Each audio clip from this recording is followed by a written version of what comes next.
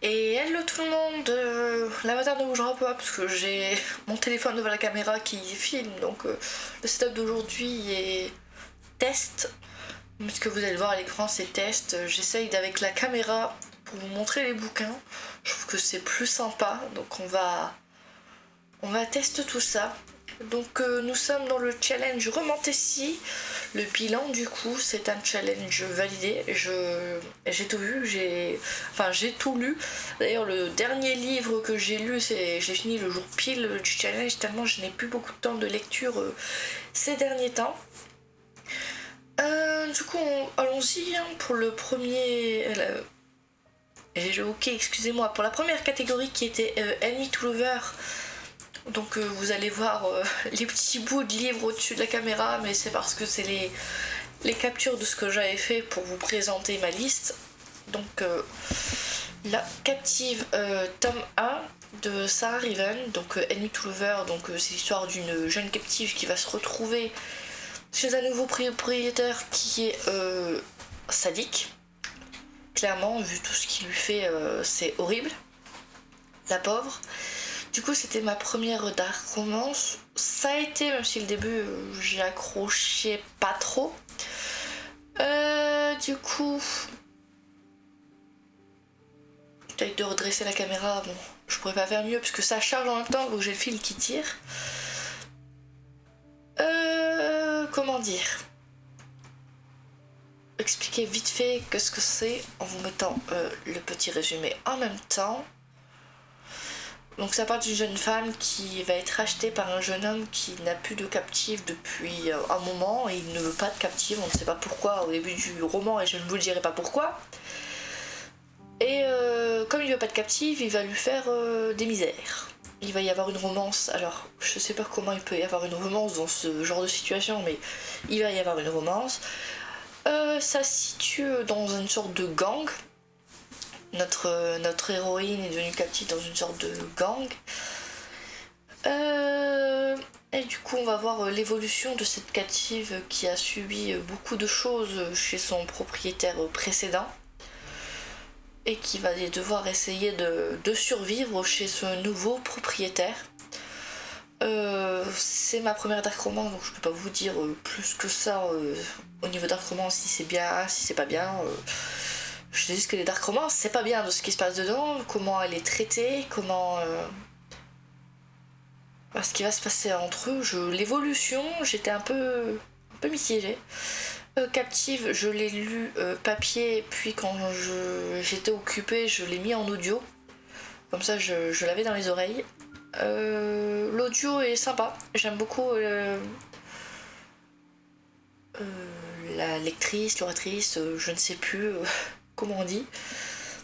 C'est sympa, j'aime bien sa façon de lire l'histoire. Ouais, c'était une bonne lecture. Je crois que j'ai mis 17 à Captive. Et j'ai le 1,5, là il faut lire le 2, mais le 1,5 c'est sur des personnages à part. Enfin, c'est des autres personnages, des personnages secondaires du bouquin, voilà, je vais y arriver. Donc ce ne sont pas les personnages qu'on suit dans le 1. Ensuite, pour la catégorie créatures surnaturelles, j'avais choisi La Cour des Ouragans de Victor Dixon, aux éditions R. J'ai oublié de le dire pour Captive. J'essaierai de le dire, c'est vrai que c'est une chose que j'oublie souvent. Le 1 et le 2, je vous avais déjà dit, c'était assez mitigé pour moi. J'avais accroché à l'univers, à l'histoire, mais pas au personnage. Pour le coup, celui-ci, l'histoire est tellement prenante, l'univers, que je ne saurais pas vous dire si j'ai accroché ou pas au personnage. Je sais que c'est mieux passé. C'est le tome que j'ai préféré sur le 3. À l'heure où je tourne cette vidéo, Victor Dixon a annoncé la sortie de son premier de la trilogie suivante. Et je ne sais pas si je l'achèterai ou pas. Parce que celui-ci a été une très bonne découverte. Par rapport aux deux autres, j'ai passé un meilleur moment. Mais je ne sais pas si je continuerai l'univers Vampiria. Je vais essayer d'autres livres de Victor Dixon, je sais qu'il a fait des one-shots. Donc je testerai un one-shot, d'ailleurs il y en a un qui est sorti en poche il n'y a pas très longtemps, donc je le prendrai en poche. Je vous montre un petit peu, là on a les portraits. C'est vrai qu'il y a un truc que je vous montre pas, des portraits encore de ce côté-là. C'est vrai que je suis tellement prise que j'ai oublié. Donc bon, il n'y avait pas grand chose à voir dans Captive, hein, juste des éclats. La petite map. J'ai tapé dans le micro, désolé. Et à la fin du bouquin, vous aviez une autre map. J'essaye de vous la montrer. Le format de la vidéo risque de changer. J'ai voulu essayer de faire quelque chose de nouveau. C'est pas écrit trop petit, c'est pas écrit trop gros, c'est juste bien. Donc je suis mitigée pour cet univers, parce que j'ai bien aimé le 3 le 1 et le 2 c'était sympa, mais le 3 était très bien, je trouve. Donc à voir. Je n'ai pas encore décidé, nous allons voir. Sinon, pour l'instant, ce sont des bonnes lectures pour les deux bouquins présentés aujourd'hui. Ensuite, pour la carte, il fallait un livre avec une carte. J'avais choisi Pluie de Blackwater. Bon, j'ai plein de livres avec des cartes, hein, je vais pas vous mentir. Mais, bon là on a l'arbre géologie. Là on a une toute petite carte. C'est une petite carte, c'est pas grand chose, mais c'est quand même une carte. C'est le dernier tome des 6 tomes de Blackwater, donc Pluie. Et bon, c'est des bonnes lectures. C'est le premier, comment dire, les premiers ils ont pas vraiment de surnaturel, c'est plus tranquille. Tu sais qu'il y a quelque chose, mais c'est pas très présent dans le bouquin. Alors que dans les derniers, notamment celui-ci, c'est beaucoup plus présent le côté surnaturel de la créature qu'est notre jeune femme qu'on sait tout au début. Alors, vite fait, c'est l'histoire d'une jeune femme qui est secourue par la famille Casquet, alors qu'il y a eu la crue, donc elle est dans un hôtel au milieu de l'eau et elle est sauvée par un des fils de la famille, enfin le seul fils d'ailleurs de la famille Casquet de la chef. Ils vont se marier et là on va suivre l'histoire familiale qu'il y a chez les Casquet, notamment comment se comporte cette jeune fille, sa belle-mère. Enfin, il y a des conflits dans la famille, tout le monde n'est pas d'accord avec ce mariage. Et à côté de ça, il y a la famille, comment ils vont s'en sortir après la crue, est-ce qu'ils vont s'en sortir. Et nous avons cette jeune femme à côté qui a plein de conseils, plein de choses à dire. Et je sais pas quoi dire pour pas spoil. Mais sinon, c'était une bonne découverte. J'ai fini, c'était très sympa. Enfin, c'était sympa, c'est pas non plus la meilleure lecture de ma vie, mais je m'attendais pas à aimer. Et ben mon préféré, je crois que c'est les derniers. C'est peut-être celui-ci, mais il se passe beaucoup plus de choses dans ceux-là. Ensuite, pour graphique, j'avais choisi, vous voyez le début en haut de la vidéo, le personnage tome 1. D'ailleurs, moi j'ai lu le 1 et le 2 d'affilée du coup, parce que c'est en 2 tomes. Comme c'est un graphique, je vais pouvoir vous montrer les dessins qui, à mon goût, j'ai eu du mal. J'ai eu du mal à accrocher. Par exemple, là, vous regardez cette tête. J'ai eu du mal à accrocher à cause des graphismes.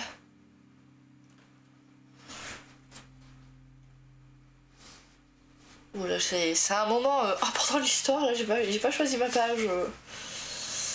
Et du coup, c'est l'histoire d'une jeune fille qui se fait harceler. Mais un jour, elle va arrêter d'aller à l'école parce que elle a harcelé. Et du coup, si elle va plus à l'école, t'as le système de tu trouves quelqu'un d'autre à harceler. Là, et cette jeune fille va se faire harceler, donc ils vont avoir un plan, ils vont vouloir continuer à s'en prendre à elle et ils vont aller chez elle. Ils vont s'en prendre à sa famille. Ce qui va mal tourner, c'est tant que tu t'en prenais à elle, elle ripostait pas, mais là tu t'en prends à sa famille, elle va riposter, donc on va suivre la vengeance de cette jeune fille sur tous les gens qui l'ont harcelée. Et la couverture, je la trouvais belle, mais l'intérieur, les visages, tu vois, qui sont un peu plus simplés.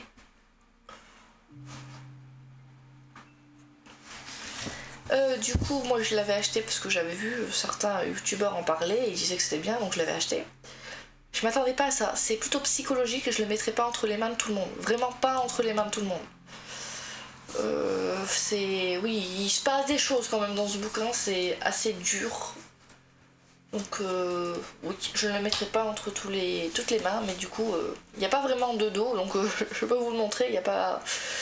Mais oui, quand le harcèlement va beaucoup trop loin, et justement, oui, il va beaucoup trop loin.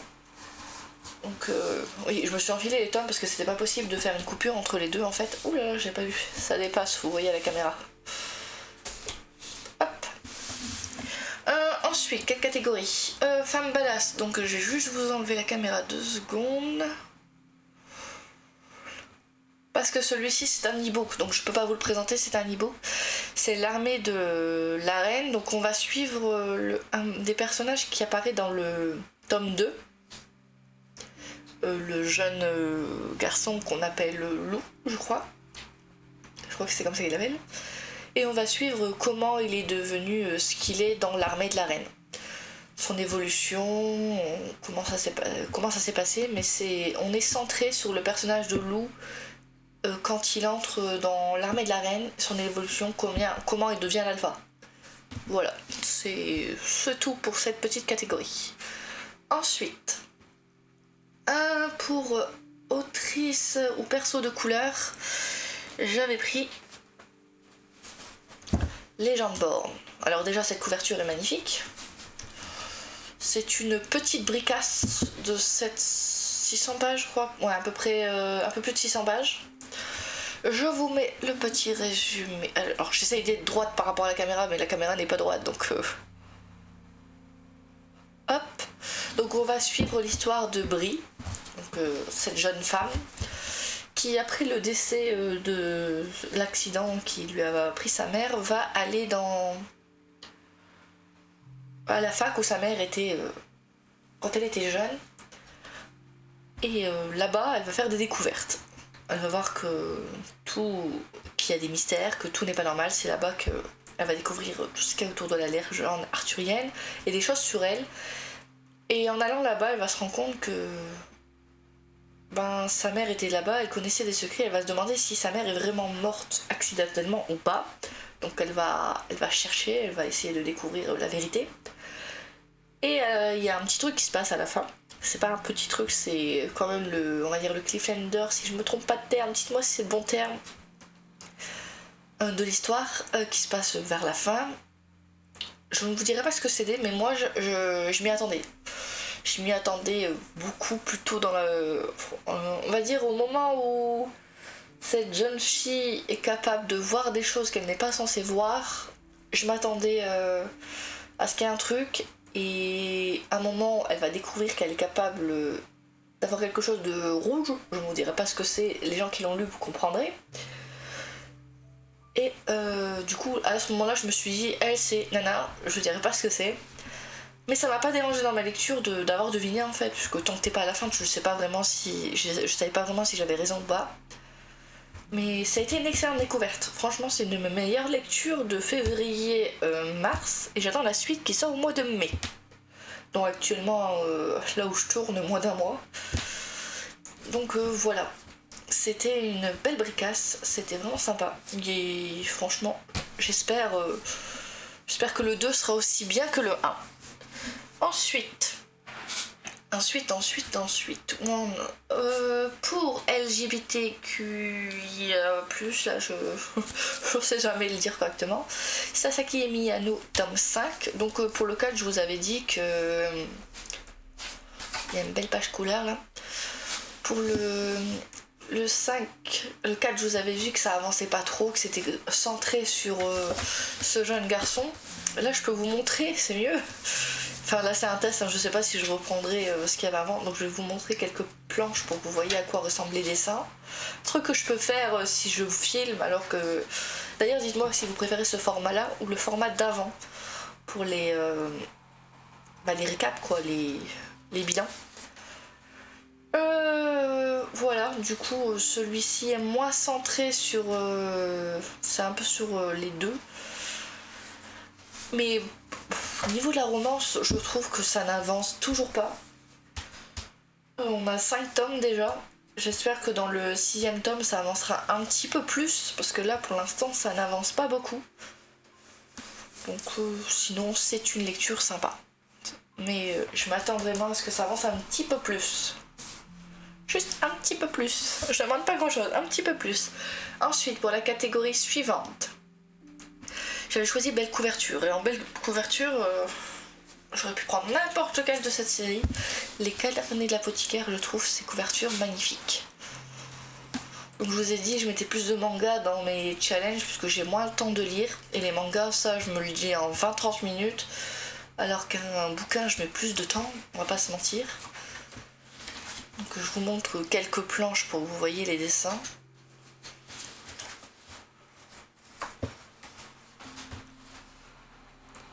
Voilà, donc c'est l'histoire de cette jeune fille, cette jeune apothicaire qui va être enlevée et vendue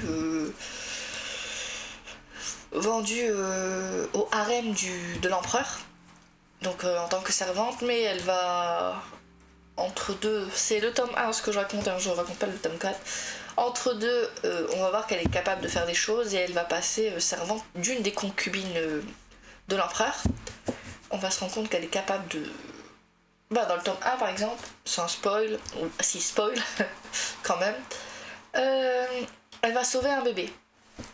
Elle va donner des conseils au moment où il reste des enfants parce qu'il y a quelque chose qui se passe que les nouveau-nés, les bébés meurent. Du coup elle va comprendre, elle va leur donner un mot à chacune et il y en a une qui va suivre ce qu'elle a écrit, son bébé va survivre, et l'autre ne va pas suivre, son bébé va mourir. Donc c'est là qu'on se rend compte qu'elle a des capacités, elle va avoir un poste un peu plus élevé, elle va même devenir la goûteuse de la concubine. Et du coup on va suivre cette jeune fille dans ses aventures. Et je trouve ça bien sympathique comme lecture. D'ailleurs j'ai jusqu'au 10e tome, il faudrait que je me bouge parce que pour l'instant je n'ai lu jusqu'au 4. Ensuite, pour un livre en anglais ou traduit de l'anglais, c'est un peu coupé sur la vidéo, désolé. J'ai lu Harry Potter et l'Ordre du Phénix, c'est le 5e tome. Et le plus gros, je crois, il fait plus de 1000 pages. On a plus de 1000 pages. Le petit résumé si vous voulez, mais la plupart des gens connaissent Harry Potter.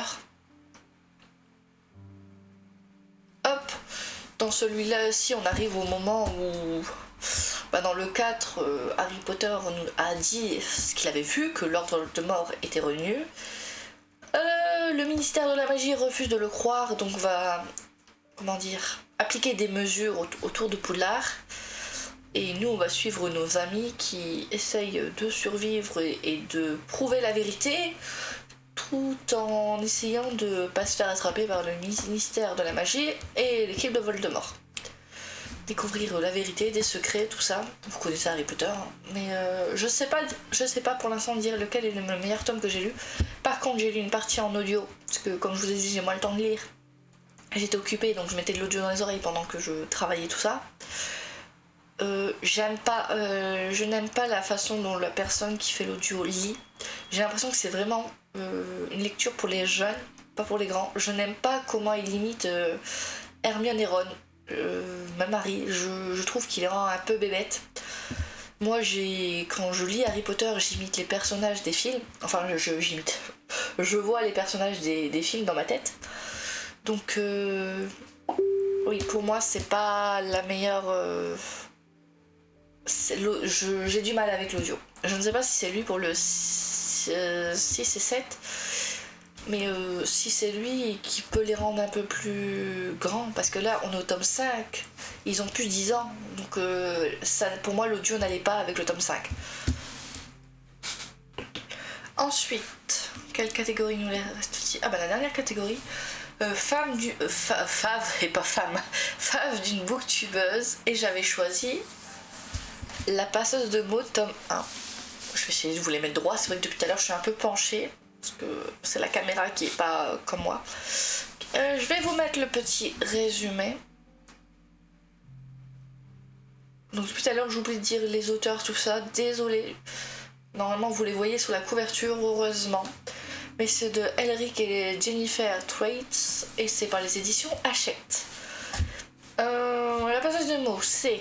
On va suivre une jeune fille qui est la fille de la boulangère qui va survivre une sorte de massacre dans le royaume où elle était. Elle était amie avec le prince, tout ça. Et il va se passer un truc, et quand elle va sortir, tout le monde est mort ou quoi, et elle retrouve pas certaines personnes. Et là, elle va se rendre compte qu'elle n'est pas tout à fait normale, qu'elle est une passeuse de mots. Et elle va se retrouver dans une quête à devoir retrouver des mots pour sauver ce royaume qui a pris feu, qui a eu des problèmes, qui a été attaqué. Donc du coup, notre jeune héroïne va se retrouver à chercher des mots, accompagnée d'autres compagnons d'aventure. Et ensemble, ils vont essayer de trouver ces mots pour sauver ce royaume. Et du coup, elle va essayer d'en apprendre plus aussi sur les anciennes passeuses de mots, de savoir qu'est-ce que ça veut dire exactement d'être une passeuse de mots. C'est une lecture assez longue. Personnellement, je l'ai commencé à le lire et j'ai trouvé que c'était trop long. Je suis passée à l'audio que j'ai mis en 1.5 si c'est pas plus, je ne sais plus. Pour que ça aille plus vite, parce que moi quand c'est trop lent, je m'endors.